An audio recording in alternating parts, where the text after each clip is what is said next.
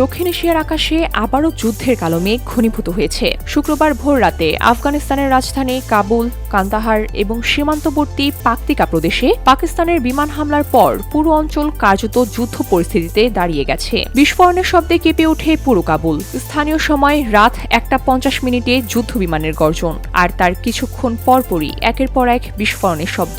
রাত 2:30 পর্যন্ত কেন্দ্রীয় কাবুলে গুলির শব্দ শোনা গেছে। এ যেন পূর্ণাঙ্গ সংঘাতের ইঙ্গিত।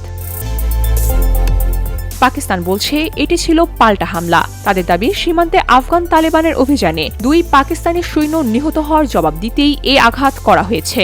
অন্যদিকে তালেবান সরকারের মুখপাত্র জবিউল্লাহ মুজাহিদ জানিয়েছেন, পাকিস্তানের হামলায় কাবুল, পাকতিকা ও কান্দাহারের বিভিন্ন স্থানে বোমা পড়েছে।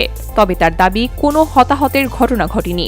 কিন্তু পাকিস্তানের তথ্যমন্ত্রী আতাউল্লাহ তারা তার এক্স পোস্টে প্রকাশ্য যুদ্ধের ঘোষণা দিয়ে বলেন, এটা কেবল শুরু। তার দাবি, পাকিস্তানের হামলায় 133 তালেবান সদস্য নিহত এবং 200-রও বেশি আহত হয়েছেন। আর তালেবানের প্রতিরক্ষা মন্ত্রণালয় দাবি করছে, তাদের হামলায় 55 জন পাকিস্তানি সৈন্য নিহত হয়েছে এবং বেশ কয়েকজন আটকও হয়েছেন। তবে প্রকৃত হতাহতের সংখ্যা এখনো পর্যন্ত জানা যায়নি।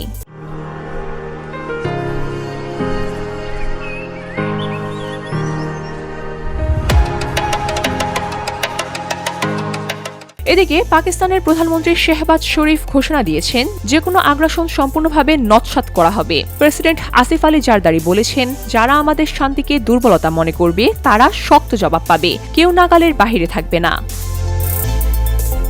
আর সাবেক আফগান প্রেসিডেন্ট হামিদ কারজাই পাকিস্তানের হামলার নিন্দা জানিয়ে বলেছেন, আফগানরা ঐক্যবদ্ধভাবে নিজেদের ভূখণ্ডকে রক্ষা করবে। তালেবান দাবি করছে, রাত 12টায় উপ আমিরের নির্দেশে হামলা সাময়িকভাবে বন্ধ করা হয়েছে, কিন্তু সেটা কি ঝড়ের আগের নীরবতা কিনা তা এখনো স্পষ্ট নয়।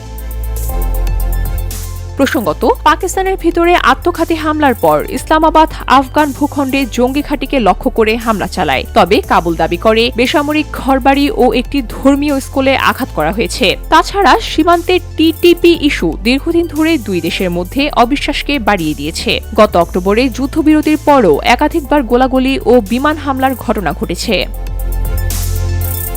যদি এই সংঘাত এখন পূর্ণাঙ্গ যুদ্ধে রূপ নেয়, তাহলে পুরো দক্ষিণ এশিয়া নিরাপত্তা সংকটে পড়বে। নতুন শরণার্থীর ঢল শুরু হতে পারে, আঞ্চলিক শক্তিগুলোর কূটনৈতিক ও সামরিক হস্তক্ষেপ বাড়বে এবং সীমান্ত জুড়ে দীর্ঘমেয়াদী সামরিক মোতায়েনও হতে পারে।